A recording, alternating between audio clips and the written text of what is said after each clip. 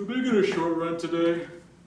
Let's go for the burn, baby. Not too fast. I'm starting to cramp up my leg again.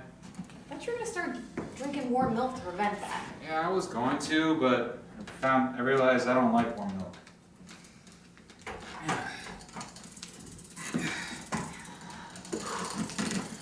So that was your idea. Watch it! Ah! Oh man, how did I not see that? Thank God you missed it. Listen, let's just go down. as slow as you need to, okay? So you don't hurt your legs, sweetie. Even if Thank I have to pedal backwards. Honey, slow down. Seriously, I cannot keep up with you. And thank you, not thank God. Do you have a problem with me thanking God? Yeah, I'm an atheist, remember? Well, you didn't thank God, I did. So, you don't like that either? I know I don't like arguing about stupid stuff, okay? Hey, why don't we just make it a short run and go to the 4th Street Deli and get a nice pastrami sandwich? Both of us all sweaty? I don't think so. Oh, come on, honey. I know, I wouldn't want a couple of sweaty riders sitting next to me while I'm trying to enjoy a great pastrami sandwich. Would you? I'd enjoy the aroma of the pastrami sandwich. And if the bikers were as pretty as you and had such sweet smelling perspiration, no problemo. Well, thank you. I think. Well, and at least you'd be appreciating something, thank God. Oh, I appreciate lots. Thank the unicorn. All right, let's go left on 4th. What? Thank the what? Thank the unicorn. Thank the unicorn. Who says that? I do, sometimes. No, you don't. We've been dating for what, like 6 months? I've never heard you say that. That's because I've been thinking it without saying it. But now I'm going to say it more. Come on.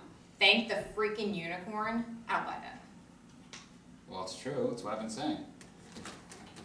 Well, I wish you wouldn't. Say it or think it.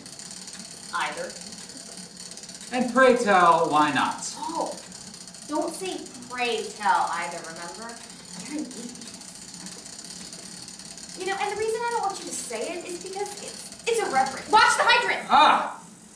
Irreverent? Irreverent? How can you say anything's irreverent? You don't even go to church except on Christmas Eve. Well, You can't say irreverent. your attitude towards G-D is blasphemous.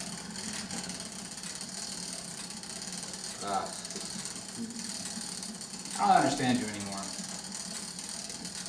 Well, you know what? Thank you, my Ayatollah. All right? There. What did you say? My Sharona. Oompa, oompa, oompa, oompa, oompa, oompa. My Sharona. You know what? I liked your idea of a short joint ride, but now I think I need a break. Oh, God, I was afraid of this. What do you mean? Just a short break, okay? Like a minute. Oh. I need to listen to my Deepak Chopra. It gives me inner peace. Really? Yeah. Deepak Bok Choy, frozen for your dining pleasure.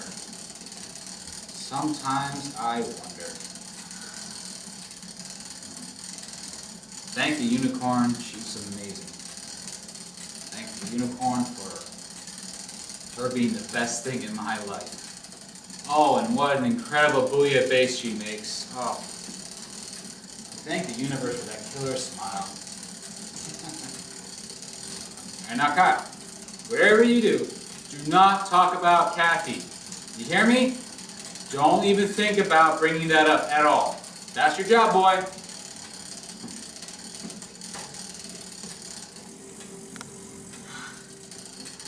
I'm back. Ah, cool. Now it's my turn for a little soul-soothing and relaxation.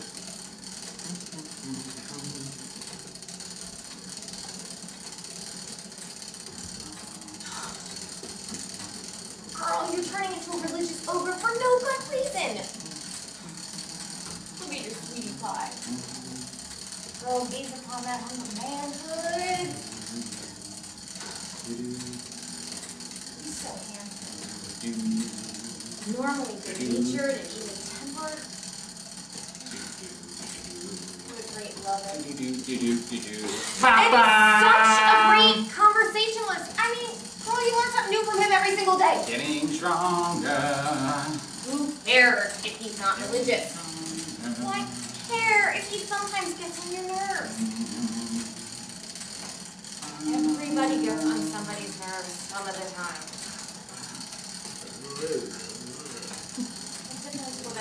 How are you? I don't understand. Hey, What? you take off your earbuds. Ah, darn. I have something I want to say. Maybe we could just walk now? I have something to tell you. You do? You go first. No, you. Alright. Listen. I know I sometimes get in a snit, and I don't appreciate you enough. Yeah. And so this is hard for me to say. So Hey, forgive me if I don't look at you real while I quick. say it. I'll be right back, okay? Keep talking, I can hear you. Do this. Alright. What were you saying, honey? You appreciate me or something? You know you occasionally drive me crazy, don't you? Yeah, sure. Alright, listen.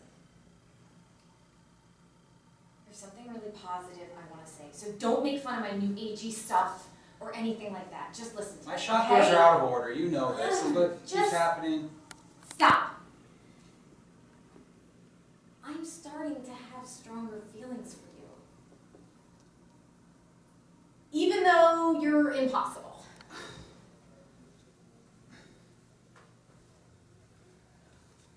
Cool. So, do with that what you want. It's up to you, or both of us, I guess. Whether you want to appreciate that and deepen that. If it's mutual. Yeah. Or you know what, just move on. Yeah. Sounds great. Yeah, is all. Well, Dad, I'm a little nervous. About what? Hey, you know, let's see what's going on at the I have tickets to practically every show, okay? Out with it. You know what? I've never been to the Magic Gardens. Let's go there. It looks God, beautiful. no! Just out with it! What's so hard to say? All right. You remember last night how you were going to the bathroom to check your prescriptions, right? Refills or whatever, and I was watching Wipeout, right? Yeah, and? Only I wasn't watching Wipeout. I was actually listening to you on the phone. What? Look, I'm so sorry about this. Please forgive me. I got nervous and... You should be sorry for this. My own boyfriend eavesdropping? Look. And? Okay, well, you were on the phone with Kathy, and from your tone, I could tell it was something really important, like you were keeping a secret. And I got worried that you were talking to her about breaking up with me or getting a new boyfriend. I'm insecure, baby. What can I say? And so, you know when I went out for that walk, I actually got Kathy on the phone and I made her tell me what it was about. What? Look, it's fine. She assured me it wasn't any of those things I was worried about. Oh my God, that was such a stupid thing to do. Yes, I know, I'm a bonehead, but I'm your bonehead, okay? But baby, please, I need to know. What were you talking about? I had some abdominal pains, and I was worried about it, and so I was thinking of calling Dr. Frankel, but I was scared, and Kathy said, she encouraged me, she said I should do it right away, so And? I did. And? And I had a series of tests. Turned out to be nothing. It's gastritis. Oh, thank goodness. Hey, you didn't thank the unicorn. Not this time. So, what's the treatment? Oh, you're gonna love this.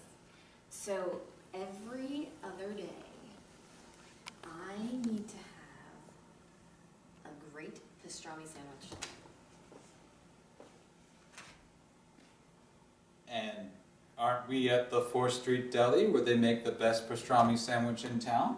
I'd say so. and a warm glass of milk for you. But I'm also eating. Oh, fear not, my love. I just so happen to have some moist towelettes, lavender scented. Sniff. No. May I daub you?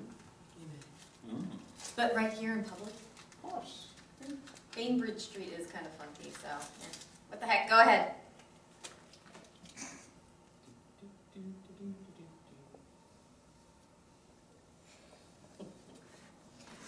Thank you, Kyle. But don't thank me. Thank the unicorn.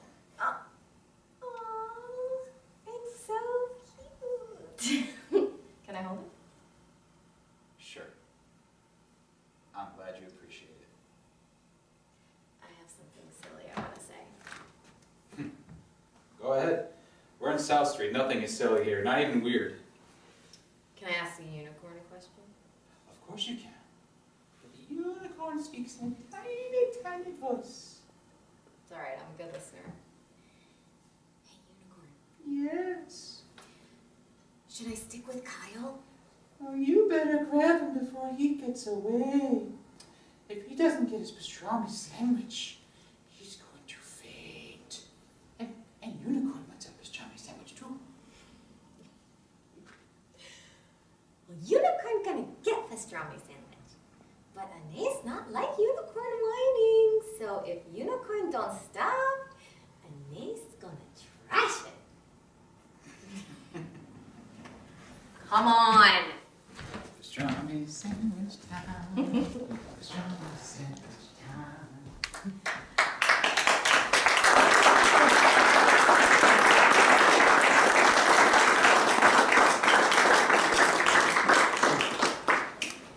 Okay, take a break, come enjoy the snacks. Free of charge, prior to admission. And then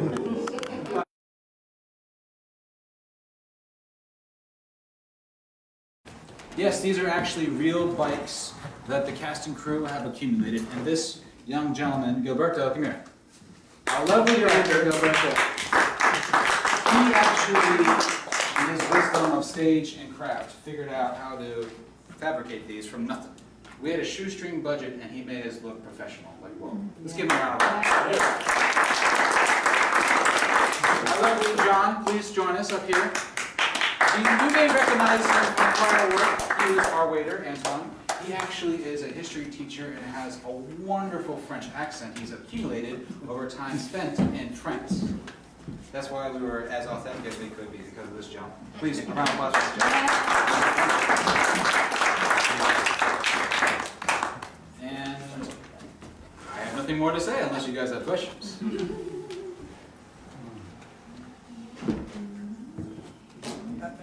Oh, by all means, sir. Yeah, I was trying to figure out what was going on with the unicorn right at the end there. Was she saying, don't eavesdrop on my conversations anymore, basically? Yes. Okay, thank you. She was very upset that I was eavesdropping and Yes. invading her space, even though we've been together for 6 months. Right. But when you are a young man and are concerned about your girlfriend who's very new, you want to know what's going on. And sometimes you do crazy things when you're in love, right? Absolutely. That's what Even when you're an older man. Exactly. Oh, yes. So did she know that you were the kind of guy who went around with a unicorn in your pocket? Well, usually it's a roll of quarters, but today was a unicorn.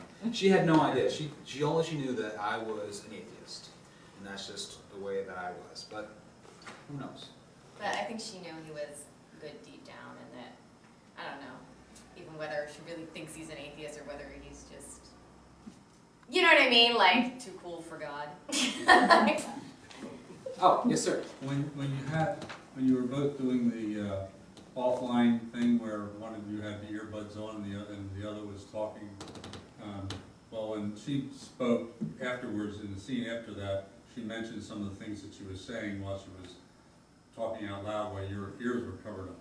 But then you also had some complimentary things to say about her while her earbuds were on, but you never expressed any of that after this, in the next scene. I was expecting you to say when she said something, was expecting you to say, well, I've been thinking something nice about you too, That's an hour. but that was just a. That's our not playwright. That's me, yeah. Well, it's a kind of a conceit of this particular play that they sort of subliminally hear the compliments and reflect it in their expressions, which I think they did, and but not consciously come out with it. So it's kind of like a fun thing where you study their expressions. I think he's talking about the And, inconsistency. The inconsistency in one case versus. Oh, I'm a okay. boy. Boys are stupid. That's the answer. There you go. That's what I was thinking. This is how I was thinking, whatever you expect them to say, they never say. So if you hadn't said that, it would have been way out of character. try to keep it as true to the human condition as possible. Yes, I sir. thought the pastrami sandwich at the 4th Street Deli was a good line because they make the best pastrami sandwiches in Philadelphia. They're pretty expensive for being on a limited budget though. We'll have to check it out. Yeah, that's our next field trip. Well, you know, I mean, we know quality, you know, so you pay for quality in South Street, I guess. These guys came out in such a drenching rainstorm. You should have seen the scene on Tuesday night. It was just like downpour and impossible parking and poor. Vinny had worked, what, 12 hours before that? It was just an 8-hour shift, that's all. But it felt like 16, because when you're a dishwasher, everything's twice as hard. Especially when you're the boy, because you do the boy jobs. But he arrives there at the rehearsal and says, now I can relax. It's his idea of relaxing. Yeah, creative stress.